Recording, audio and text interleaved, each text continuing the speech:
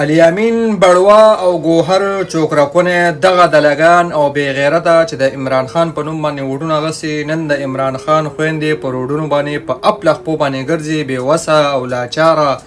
او د خپل رور په رهایۍ پسې در په در خاورې په سر او دغه دلګان د عمران خان په نوم باندې راغلي په اقتدار کې ناستې د کورسونه او د وزارتونو نه مزې اخلي او ښه په لینډکروزر ګاډو کې ګرځي او ښه په مازو کې او ښه په وروجو کې او د عمران خان هغه کارکونان بې غیرته بې ننګه بې ناموسه چې د عمران خان په نوم باندې ووټونه واخیسته د عمران خان په نوم باندې چې کوم دی لایک او فالورز او ځاله چې کوم دی نو ډالر او پیسې ګټي د عمران خان په نوم باندې هغه په لایفونو کې ناستې د جنکو سره او د ښځو سره او د فحاشه خلکو سره فحاشي پیداوي د عمران خان هغه ام پی ایګان ام ان ایګان هغه دلګان بې غیرته چې په کورسو باندې ناستې او د کورسونو مزې اخلي او د عمران خان هغه بې وسه خویندې میندې په روډونو په فوټپاتونو باندې په اپله خپو باندې ناستې دغه بې غیرته قوم له دغه قوم ته ازادي راوړي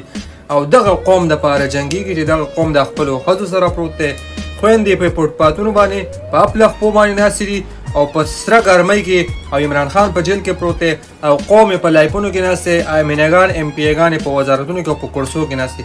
عمران خان دې بې غیرته قوم دپاره نور ځان مه ذلیله کوه راوځه د دې جیل نه دغه بې غیرتو سره ډیل وکړه راوځه